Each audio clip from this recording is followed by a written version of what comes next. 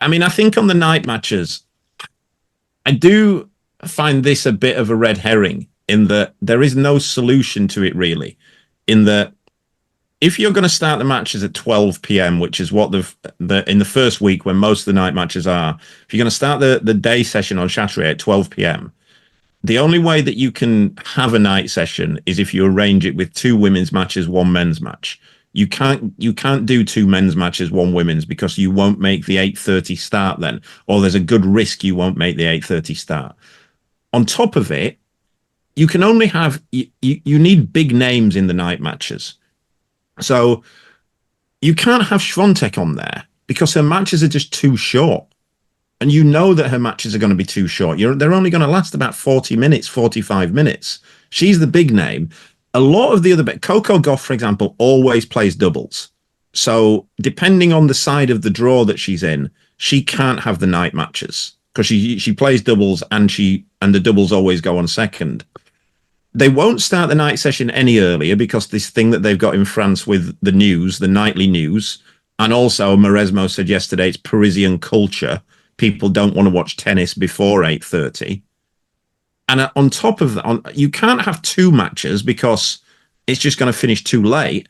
I really find it difficult to see how many women's matches you can get on in the night session. But I think you just do it. You just do it. You've got the PTPA who have the best interest at heart of the players, so they can step up to the plates and make sure that the scheduling's done correctly. I'm bored of scheduling. And on top of that, what the players can do, because they've got to preserve their shoulders. They've got a wheelie case. They can bring the wheelie case on, so that they don't have anything on their shoulders. They may have lines on the clay, but it's nice to have a wheelie case with them. The fact of the matter is that it shouldn't have a night session. Wimbledon does it right, where I get the US Open having a night session, and I get the Australian Open having a night session because... Calvin, Wimbledon do it right purely and simply because they have no choice, mate. Yeah. All right, yeah, that's 11. If there was no curfew at 11, do you think they'd stop at 11? Yeah. No, that's fair.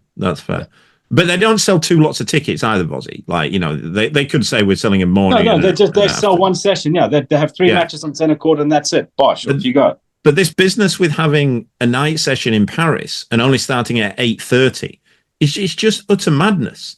And you've got situations like there was a few days when I was there last week where you had nothing going on Chatrier for 2 hours. There was one day where there was nothing going on Chatrier for 2 hours. Yeah, that's criminal. Because they don't want to send another match on because the night session starts at 8:30. You've got to get... They can't... They've got to get everyone out of Chatrier and everyone else in. And it's just carnage. And then you've got people going, it shows that there's inequality because they won't put women's matches on there. Osaka, you can argue that Osaka Swiatek should have been a night match. Not argue, it definitely should have been. It's 2 big names. They should have stuck it on there. The rest of the matches you look at and you think, well, how can we logically do this?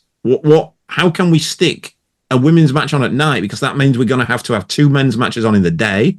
That won't allow us enough time to do that. These players are playing doubles. We're also a bit worried that this match is going to be finished in about 45 minutes. And we can't stick on 2, say, outside top 10 ranked players. Listen, the bottom line, Calvin, on all of this is that no one's considering anything to do with the welfare of the players. But Parisian lifestyle is irrelevant to the welfare of the players. I mean, so there's got to be a standardized formula that the slams should use if they've got night matches, so that they all kind of follow the same formula. And all jokes aside, the PTPA should really be stepping up to the players and actually saying, right, this has to happen. And if it doesn't happen, there's going to be some sort of repercussion. But it's not. It's just And the players that are complaining are on the board of the PTPA. So it's like come on. So, but then the players need to step up and understand that this is entertainment, and this is about supply and demand, and this is about what they're bringing. And then when you've got Rebecca and not answering questions, or you've got people that are refusing to have a camera showing any level of emotion and get people attached to what's happening, there has to be balance as well. There has to be a give and take as well, right? I've always said tennis players need to take a leaf out of the golfer's book, right? What the golfers do is incredible. I mean, if you look at if you look at the full swing versus the tiebreak, it's like day and night in terms of captivating wanting to watch episodes.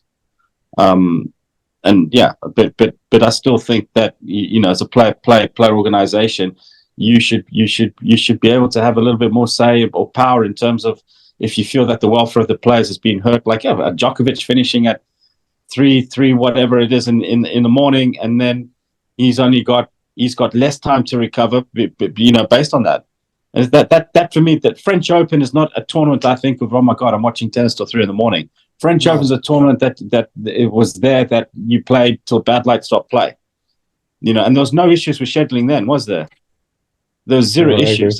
There's been zero issues with scheduling when it was done normal. So all of a sudden now we got a roof. Now we're actually turning it into an indoor event when if it's raining. That's what the roof's there for.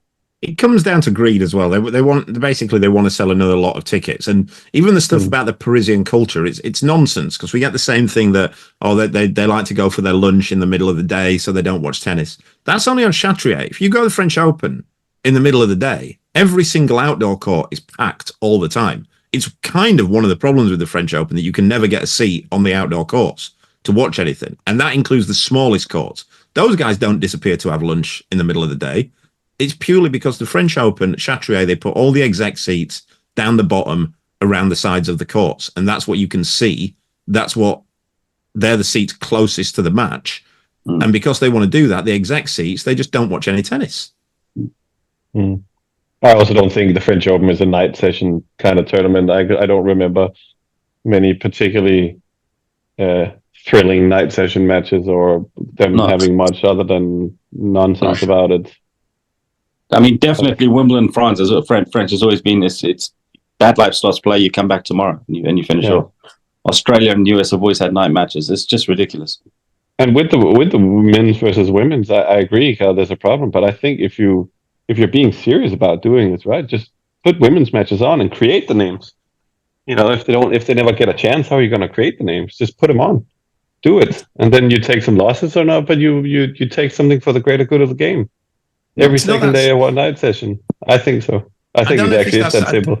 I don't know if it's that simple though, Freddie, because Amazon also own the rights to the night match. Amazon, they're paying a fortune for it. Amazon not paying a fortune for 40 minutes of tennis on a night. No, but when Federer was whacking people or people were getting whacked on clay by Nadal, they would still put that on a night. They didn't have night matches then.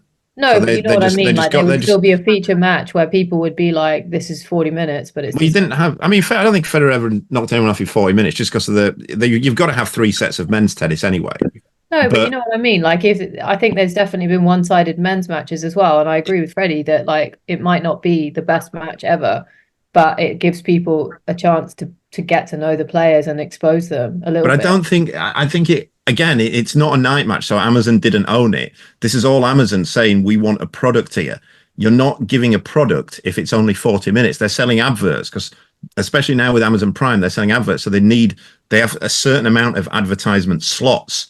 They can't be risking not even getting to the 4th, 5th and 6th advertising slots that they've been paid for.